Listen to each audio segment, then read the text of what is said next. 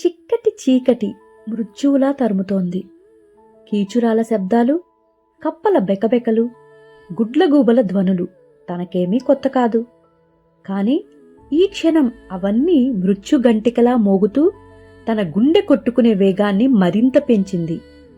పరిగెత్తి పరిగెత్తి ఆయాసం వస్తుంది. ఒక్కతే అయితే లేడిపిల్లలా చకచకా పరిగెత్తేదేమో.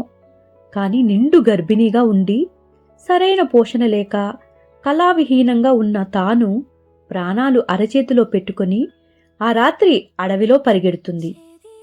హాయ్ గైస్, రమ్య మొగురం రాసిన ఈ స్టోరీని మీరు ఈరోజు వినాలి అనుకుంటున్నారా?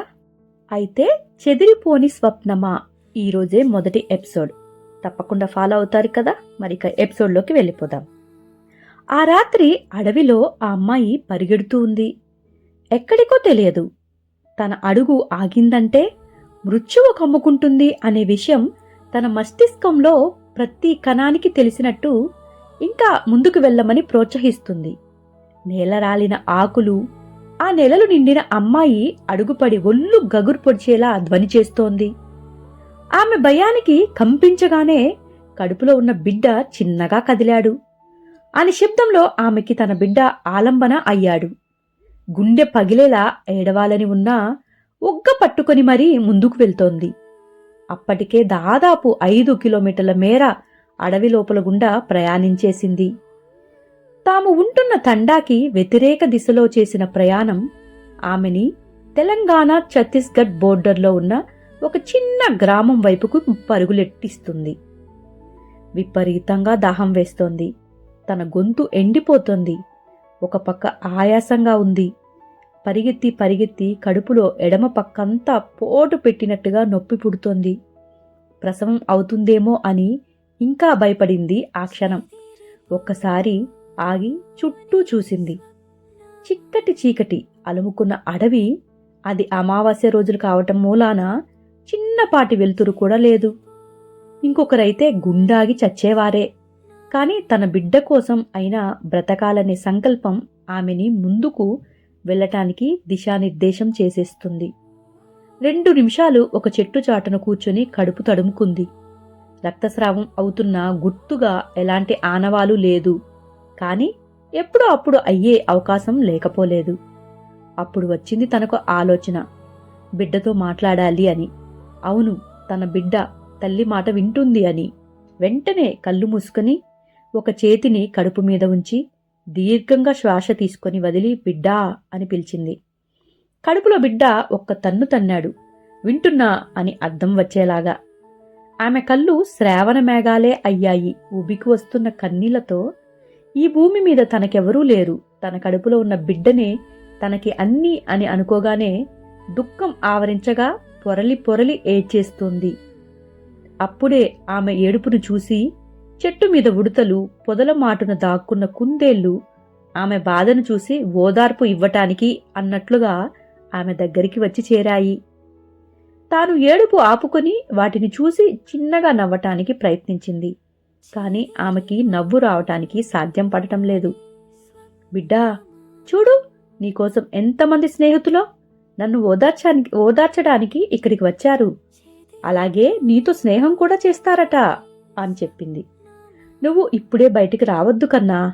మనం సురక్షితమైన స్థలానికి చేరుకున్నాక అప్పుడు నువ్వు బయటికి రావాలి, సరేనా? ఈ అమ్మ మాట వింటావు కదూ అని తన ప్రేమంతా తన బిడ్డపైన కుమ్మరించి ఆర్ద్రంగా తడుముకుంది కడుపుని. బిడ్డ బుద్ధిమంతుడైన వాడిలా తల ఊపినట్టు ఎలాంటి కదలిక లేకుండా ఉన్నాడు. అలుపు తీర్చుకుని మళ్లీ ఆ చీకట్లో ప్రయాణం మొదలుపెట్టింది, యుద్ధంలో పోరాడుతున్న సైనికుడిలాగా. అమావాస్య గాలులకి విరగబడి నవ్వుతున్న దయ్యాల్లాగా ఉన్న పెద్ద వృక్షాలని చూస్తూ అడుగులు వేస్తూ ఉంది. అంత భయానక వాతావరణం అదే మొదటిసారి ఆమె అనుభవించటం. కాళ్ళకి కనీసం చెప్పులు లేవు. ఒంటి మీద కేవలం ఒక నేత చీర, మెడలో ఒక పూసల దండ మాత్రమే ఉంది. వయసు 18 సంవత్సరాల కంటే ఎక్కువ ఉండవు. కాని అప్పటికే ఒక ప్రాణాన్ని భూమి మీదకి తెచ్చేంత పెద్దదైపోయింది. దూరంగా ఎక్కడో లైట్ల కాంతిలా కనిపించింది. శత్రువులేమో అని అప్రమత్తం అయ్యింది. కాసేపు అక్కడే నిలబడింది. ఎంతకీ అక్కడి నుండి కాంతి దూరం కావటం లేదు. ఏం చేయాలో తనకి పాలుపోలేదు. వెనక్కా వెళ్ళలేదు. ముందుకు వెళ్ళాలంటే ఆలోచిస్తుంది. ఒకవేళ అక్కడ ఉన్నది శత్రువులైతే తనకి తన బిడ్డకి పెను ప్రమాదం పొంచి ఉన్నట్టే లెక్క కదా. ఎలా అని తర్జన భర్జన పడిపోతుంది. ఒక్క అడుగు ముందుకు వేసిందో లేదో అమ్మా అనే కేకత తన నోటి నుండి అసంకల్పితంగా బయటకు వచ్చేసింది. ప్రసవ వేదన మొదలయింది అని ఆమె మెదడుకి విషయం చేరేలోగే ఆమె తట్టుకోలేక నేలకి ఒరిగిపోయింది. కెంప్గౌడ ఇంటర్నేషనల్ ఎయిర్పోర్ట్, బెంగళూరు మహానగరం. అప్పుడే ఫ్లైట్ దిగి వస్తున్న ప్రయాణికులతో మామూలుగానే ఉండే సందడి ఇంకా రెట్టింపు అయింది. ఎయిర్పోర్ట్ బయట టాక్సీలు, కార్ల సముదాయం. చూడటానికి చీమలు బారులా ఉంది. అప్పుడే ఎయిర్పోర్ట్ ముందు దిగింది ఒక సూపర్ లగ్జరీ BMW కార్. అందులో వెనక సీటు నుండి దిగి ఒక మహిళ. వయసు సుమారు 45 నుండి 50 లోపు ఉండవచ్చేమో. పాలమిగడ ఎరుపు రంగులో ఉండి తీర్చిదిద్దిన కనుబొమ్మల మధ్య కందిగింజంత బొట్టు, కాఫీ కలర్ చలువ కళ్లద్దాలు పెట్టుకుని, గుచ్చి హ్యాండ్ బ్యాగ్ మోచేతి మీదుగా వేసుకుని, పాయింటెడ్ హీల్స్తో కట్టిన లేత గులాబీ రంగు కాంజీవరం లైట్ వెయిట్ పట్టుచీరను ఒక పొర వేసుకుని, తిప్పి భుజాల మీదుగా వేసుకుని స్టైల్గా నడుస్తూ ముందుకు వెళ్తోంది. అప్పుడెప్పుడో చూసిన హీరోయిన్ కంగన ఎయిర్పోర్ట్లో లుక్తో బాగా రిచ్ లుక్ ఉన్న ఆవిడ నడిచి వెళ్తుంటే చాలామంది మెచ్చుకోలుగా చూశారు ఆవిడ మెయింటెనెన్స్కి. చేతిని పెట్టిన వాచ్ పదే పదే చూసుకుంటూ ఎదురు చూస్తోంది వచ్చే వాళ్ళ కోసం. ఒక పక్క 10 నిమిషాల అనంతరం ఆమె ఎదురుచూపులు ఫలించి ఎదురుగా కనిపించాడు 6 అడుగులకి 2 ఇంచులు తక్కువగా ఉన్న అందంలో అందగాడు. భుజాన వేసుకున్న బ్యాగ్, చేతిలో ఫోన్తో బయటకు వచ్చాడు. అప్పటికే ఆ అబ్బాయిని చూసిన ఆవిడ శివా అని పిలుస్తోంది. ఆవిడ ఒక్క పిలుపుకే అంతమందిలో కూడా అటెన్షన్కి వచ్చినట్టుగా ఆమె వైపు చుట్టూ చూశాడు. దూరం నుండే తన పెదవులపై చిరుదరహాసం పూయించాడు. వేగంగా వెళ్లి ఆవిడ్ని హత్తుకున్నాడు. "ఐ మిస్డ్ యు మామ్" అని. తనకంటే ఎత్తు ఉన్న కొడుకుని తనివి తీరా తడిమి చూసుకుని మురిసిపోయింది ఆ తల్లి. ప్రయాణం ఎలా జరిగింది అని అడుగుతూనే హ్యాండ్ బ్యాగ్లో ఉన్న ఫోన్ తీస్తుంది. అతను వెళ్లడానికని ఒక అడుగు ముందుకు అడుగు వేసి తన అమ్మ రావటం లేదని గ్రహించి, "ఏంటమ్మా ఆగావు, పదా. అవును, ఎలా వచ్చావు, నాన్న రాలేదా?" అని అన్నాడు.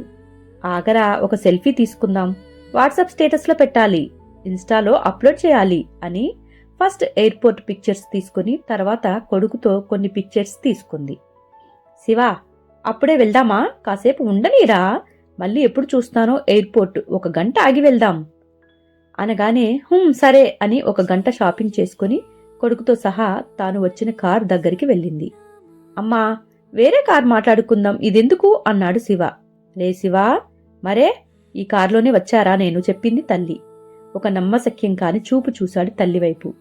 "ఎంత ఛార్జ్ చేశాడు?" అడిగాడు మళ్ళీ. "ఎంతంటే" అని నీళ్లు నమిలి, "ఇప్పటిదాకా వెయిటింగ్లో ఉంది, up and down plus waiting charges కలుపుకొని 10,000 అడిగాడు. కొడుకు కళ్ళు కోపం ప్రదర్శించుకున్న కొద్దిగా గంభీరత సంతరించుకున్నాయి. "ఒరే నాన్న, అలా చూడకరా, నేను బేరం ఆడాను 6,000కి, నువ్వింకేం ఆలోచించకు, ఎక్కు" అని వెనక సీట్లో కూదేసి తను కూర్చొని డ్రైవర్ని పోనిమ్మంది. కారులో కూర్చొని బయట ఎన్విరాన్మెంట్ని అబ్జర్వ్ చేస్తున్నాడు శివ. అతని తల్లి మటుకు ఇప్పటిదాకా దిగిన ఫోటోలతో ఒక వీడియో సాంగ్ క్రియేట్ చేసేస్తూ ఉంది. వాట్సాప్లో స్టేటస్లు పెట్టేసింది అప్పటికే. ఫోన్ వస్తుండగా చూశాడు. చూస్తే తన తండ్రి. "చెప్పు నానా" అని మాటల్లో పడ్డాడు శివ. బెంగళూరు నగరపు ట్రాఫిక్ కష్టాలు ఏ సిటీలోనూ ఉండవేమో అని అనిపించింది అతనికి. ఇల్లు చేరేసరికి తక్కువలో తక్కువ 2 గంటలైతే అయిపోయింది. కారుకి ఫెయిర్ తనే చెల్లించి ఇంట్లోకి వచ్చేశాడు శివ. శివ తండ్రి జనార్దన్ ఇంట్లోనే ఉండటంతో బయటికి వచ్చి చూశాడు. వచ్చి రాగానే నోరు బార్లా తెరుచుకుని విస్మయంగా చూస్తూ ఉండిపోయాడు తన అర్ధాంగి సునంద అటైర్ని. క్షణకాలం తన భార్యనా ఈమా అనిపించినా కూడా ఆమె చేసే పనులు, సాహసాలు, విడ్డూరాలు అన్నీ అవగతమే కనుక ఏమీ అనే సాహసం కూడా ఆయన చేయలేకపోయాడు. చేసేవారే కాని ఆవిడ పట్టించుకోదు, విన్నట్టే విని వదిలేస్తోంది ఆ మాటల్ని. సునందగారు ఆయన్ని చూసి మూతి విరిచి, "పదనాన్నా, ఎప్పుడు తిన్నావో ఏమో, ఏదైనా తినేవు" అని శివచేతిని పట్టుకుని లోపలికి తీసుకువెళ్ళింది. జనార్దన్ మాత్రం వచ్చేవారికి అడ్డు తప్పుకొని లోపలికి ఆహ్వానించారు. హే ఆగవే అన్న సౌండ్ విని రూంలోకి పోయేది వెనక్కి చూసింది. ఈ అవతారం ఏంటి అని నిలదీశారు జనార్దన్. ఏం బాలేనా బావా అని అడిగింది సునంద. ఆయన ఏదో అనేంతలో నాన్న వదిలేయి అని చెప్పి మామ్ నువ్వెళ్ళు అని శివ కూడా తన రూంకి వెళ్ళిపోయాడు. బెంగళూరులోని కుందనహల్లిలో ఉంది సునంద నిలయం. 3 అంతస్తుల ముచ్చటైన ఇల్లు. అంత సువిశాలంగా లేకున్నా ఒద్దికగా ఉంది. గాలి వెలుతురు ధారాళంగా వచ్చేలా పెద్ద పెద్ద కిటికీలు, వెంటిలేటర్లు, ఎత్తైన గుమ్మాలు పెట్టి 10 ఏళ్ల క్రితమే సొంత ఇంటిలోకి గృహప్రవేశం చేశారు జనార్దన్ సునందన దంపతులు. వారికి తొలి సంతానంగా పుట్టింది అమ్మాయి అక్షయ నిధి, మలి సంతానం శివ. జనార్దన్ తల్లిదండ్రులు హైదరాబాద్లో ఉంటారు. ఆయన పబ్లిక్ సెక్టార్ బ్యాంక్ ఎంప్లాయ్. అందుకే ట్రాన్స్ఫర్లు ఎక్కువగా అవుతూ ఉంటాయి. దేశం మొత్తం తిరిగేసి చివరికి బెంగళూరులో వచ్చి స్థిరపడ్డారు. సునంద ఆయనకి మేనమరదలు కావటంతో చనువు ఎక్కువగా ఉంది.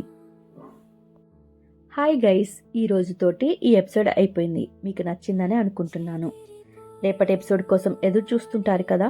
అసలు ఇంతకీ మొదట ఆ కడుపుతో ఉన్న అమ్మాయి ఎవరు, ఇప్పుడు ఈ సునంద ఎవరు ఏంటి అనేది నాకు కూడా ఇంట్రెస్టింగ్గానే ఉంది. ఎందుకంటే ఇది నేను రాసిన స్టోరీ కాదు. రమ్య ముగురం అనే అమ్మాయి ప్రతిలిపి అనే యాప్లో రాస్తూ ఉంటుంది. ఆ అమ్మాయి స్టోరీని ఇప్పుడు మీకు ఆడియో రూపంలో ఇస్తున్నాను. నెక్స్ట్ ఎపిసోడ్ కోసం ఎదురు చూస్తూ ఉండండి. ఉంటాను గైస్, బాయ్.